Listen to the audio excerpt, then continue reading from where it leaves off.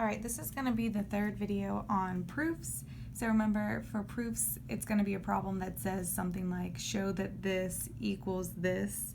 Think of your x as the problem and y as the answer. So you're not going to work across the equal sign. Don't add and subtract things back and forth. Just think, I'm going to simplify this to try and get this answer. And so for proofs, you need to write out every single step in words and in math notation.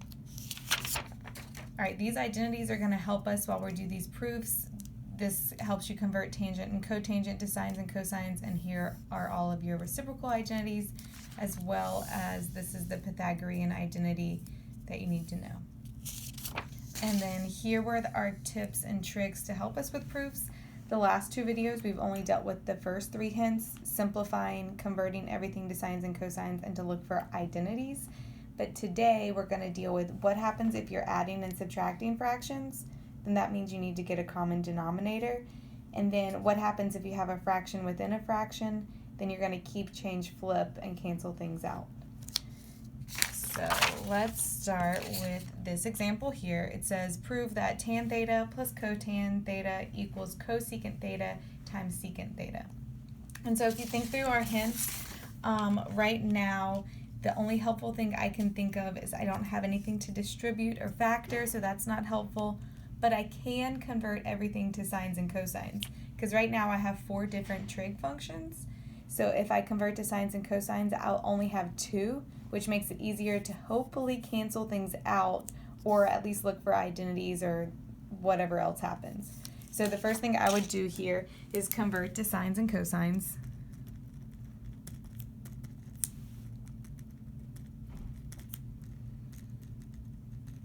So your identities, remember, tangent is the same thing as sine theta over cosine theta, and cotangent is the same thing as cosine theta over sine theta.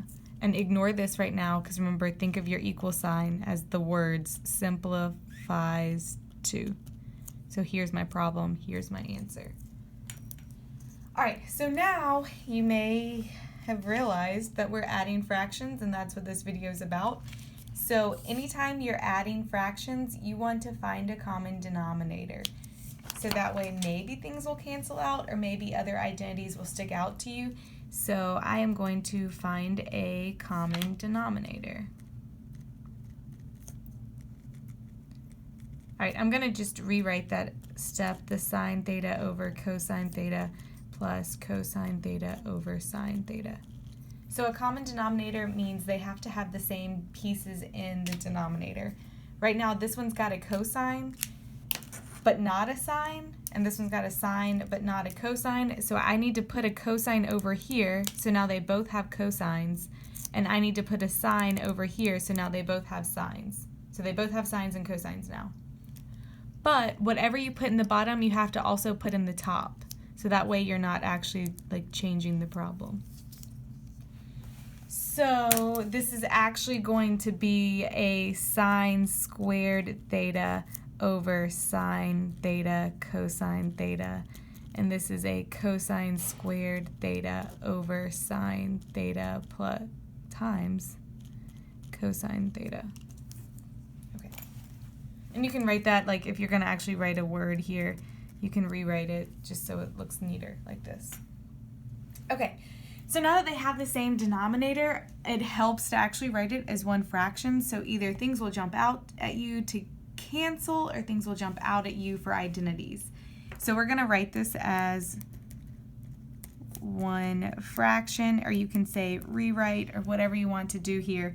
So I would actually add across the top the sine squared theta plus cosine squared theta. And then for the denominator, you only write this common denominator once. Okay, so now maybe the next step will start to jump out at you. Hopefully by the end of all these examples, you will just like have the Pythagorean identity so ingrained in your mind that anytime you see sine squared plus cosine squared, you think that's got to be 1. So that's our hint number 3, remember, is to look for identities. So especially the Pythagorean identity. So this top whole part can be replaced with a 1.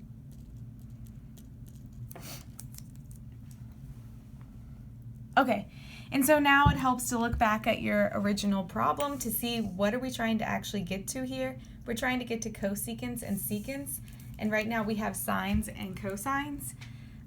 You can rewrite this if you want to as two separate fractions, because this is sine times cosine. So when it's multiplied on the bottom, you can split up your fraction. If this was a plus sign, you could not split up your fraction. You'd have to leave it together. But since it's multiplied, you can do extra things and special things with multiplication. So I can split this into two separate fractions. And so now, hopefully, you've done enough of these also that 1 over sine and 1 over cosine, you can figure out how to convert it to cosecants and secants. Those are just your reciprocal properties, or reciprocal identities.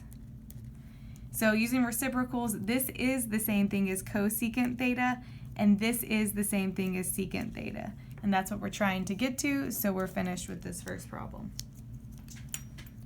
So recap, anytime you convert to fractions or you end up with fractions and you're trying to add fractions, if you can't just easily cancel things out, like cancel things from this fraction and cancel things from this fraction, then it may help you to write it as one fraction.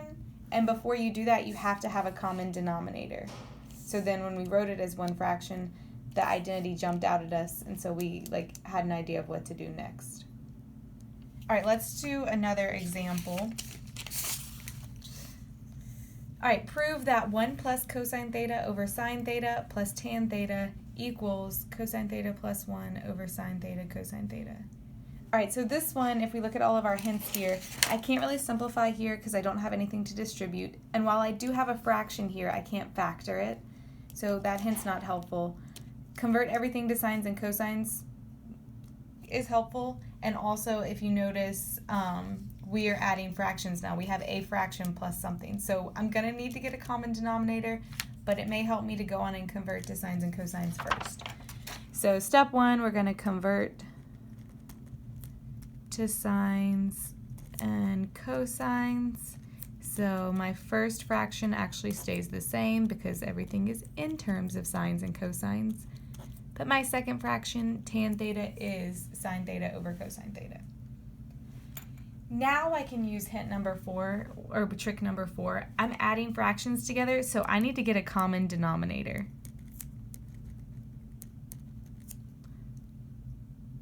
Okay, so if I do that, I am going to rewrite what I have written down already, just so it's easy for you to tell exactly which step happened when. Okay, so this one has a sine, which means this denominator also needs a sine. The second denominator has a cosine, so my first denominator needs a cosine. And whatever you put in the bottom here, you have to also put in the top. Same thing here. I forgot to mention this before because we just had something like this in the last problem. So sine times sine was sine squared. That was quick and easy.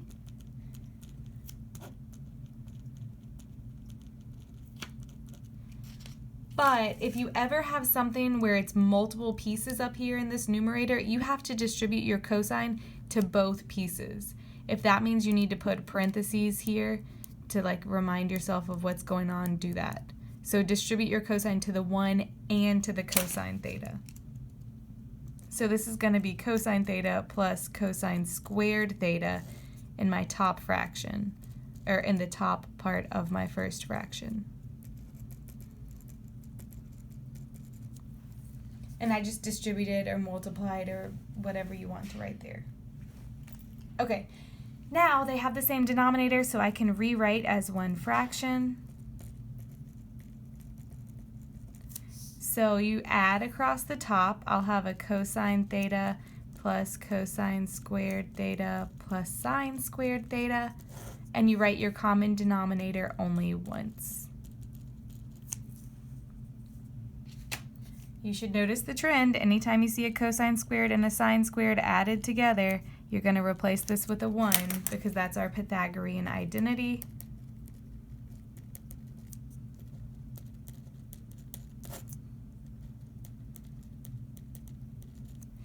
And now we actually, if you check back at your answer, this is what our answer is supposed to be.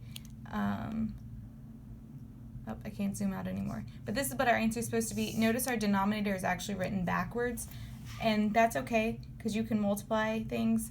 2 times 3 is going to give you 6, just like 3 times 2 is 6. So cosine sine is the same thing as sine cosine. If you want to rewrite it, you can, so that way you get the exact answer we're looking for, but you do not have to.